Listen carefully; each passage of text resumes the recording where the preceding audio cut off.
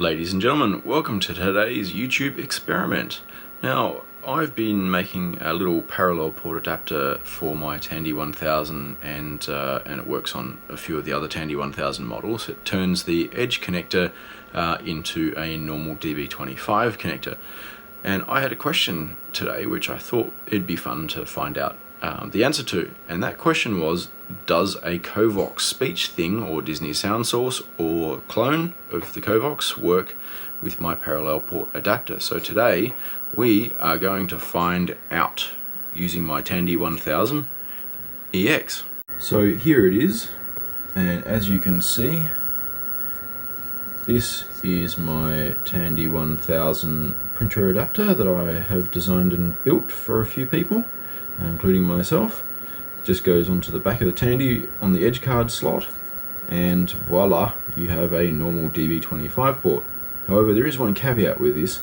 Most of the Tandy 1000s that use this edge connector, it's not bi-directional, the printer port. It basically sends data to the printer or device connected, and that's it. So if I understand the information I've read correctly, you can't plug a zip drive in because it requires data to come back from the zip drive to the computer when you're obviously reading data off the disk, and the return data lines are not connected on the motherboard. Okay, and this is my Covox Speech Thing clone.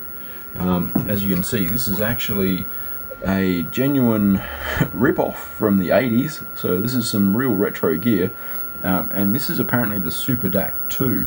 Now, I've never even tested this thing before. I got given it ages and ages ago, and it just sat in a drawer until I found it recently, which was rather helpful. So anyway, I've got all the discs here. I'm going to plug them in, or pop them in, and plug everything into my Tandy, and see if the discs work. Hopefully they're not high density, which looks like, based on the fact that there's no extra holes, they're not high density. Awesome. Alright. Okay, so as you can see, I have plugged it all in. I've plugged into some external speakers, my Logitechs that I use for most of my retro systems here. They all go through this audio switch box sitting under this ancient Mac SCSI hard drive. And they sound pretty decent, so this is what I'm going to use. And so I'm just going to plug this into my Tandy. As you can see, it's pretty straightforward. It just goes in like so. Much harder to do with one hand, I can assure you. And there we go. So that's plugged in. So now it's time to find the software and see if that works. Okay, the disc is in my drive B, which is my 3.5 inch drive. My drive A is a 5.25 inch because this is a 1000 EX, not a HX. As you can see, no front drives, just the 5.25 inch on the side. I do rather like this machine. I think the front of it is a bit cleaner than the HX, although the HX is pretty cool in that it can actually support 3 floppy drives. Possibly even 4 if I read the specs on its controller chip correctly. Anyway, so here we go. I've done a directory of the drive B, and I see there's an install.bat, and because I actually read the instructions, I know that you have to type in install C. Now this actually supports Windows as well, so I'm really not sure what it's going to do with just pure DOS. Okay, New Tech Enterprises. This program will create a directory called Super DAC in your nominated hard drive and copy all the files to it. Press any key to continue. Now there's about 3 discs. Alright, make that 4 discs, including the one in the drive. So now, these don't even appear to be particularly professionally made discs, which is rather amusing, so I don't know really what the background to this machine, to this bit of kit is, but literally it came in a Ziploc bag, so you know, I'm kind of amazed that even that has been professionally printed, to be honest. And it's blank inside.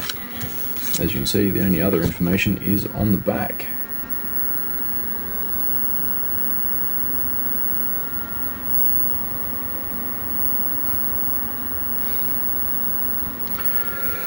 Oh dear, first hurdle. I have a dodgy floppy disk. Okay, so I fixed the floppy disk problem. I think it might have just been a bit of crap inside of the disk drive, or the disk itself, because I opened up the shutter and blew in it, and then I actually made a backup of the disk using one of my Windows machines and raw copy, and then I just simply put it back in my 3.5-inch drive and tried the installation again, and yeah, this time it actually worked perfectly, and as you can see, it's happily installing. So let's see what happens, shall we? So I was having a closer look at the documentation that came with it, and I noticed that it actually shows the discs that came with this were 5.25-inch floppies. So that would explain why I have some,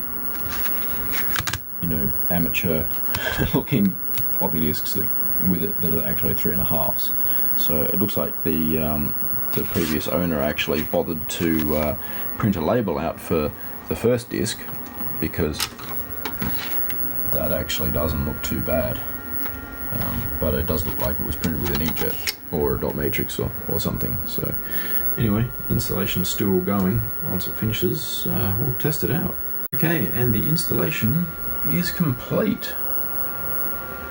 So I'm going to go and see if I can work out how to play mod file now, because it actually comes with a whole stack of mod files. So I guess the whole point of this thing was to play digital sound, and mod files were an Amiga digital audio format, basically made up of samples. So yeah, it should be interesting.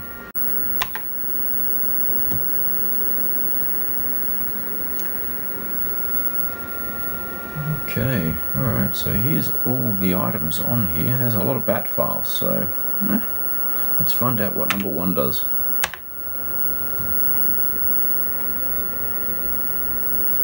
Okay, start stereo music playing programs submenu.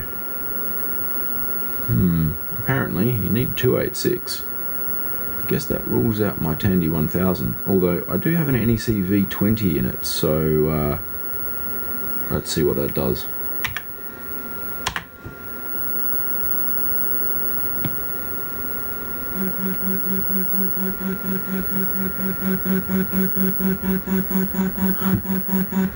Okay.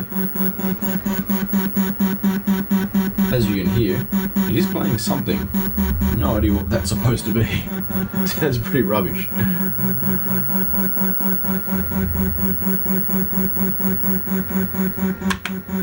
I think it might have actually crashed. So I did a quick Google and I discovered that there's an 8088 compatible mod player that supports the Covox called the Galaxy Music Player. So I've downloaded that and added it via my very swanky OLED equipped Gotek HXC floppy drive, and I've pinched the mod files from the SuperDAC software, and now I'm going to try and play Axel F. So yeah, this ought to be interesting.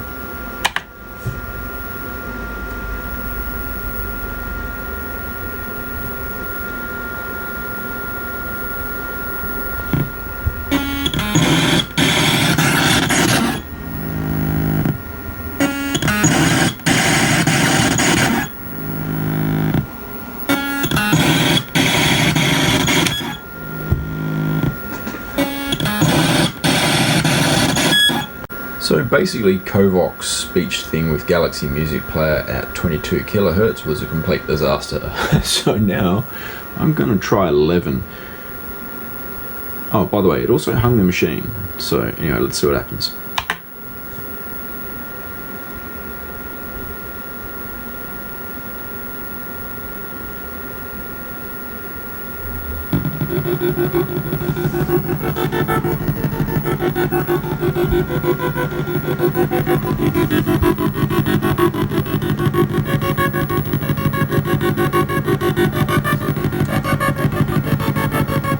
Okay, so that's music, but it's really not recognizable as Axel F. So, yeah, not a great experiment. it's definitely a bit of a bust on a 7 MHz V20 equipped XT class computer. I think I'll call this experiment closed. Have a great day, guys, and enjoy your retro computing.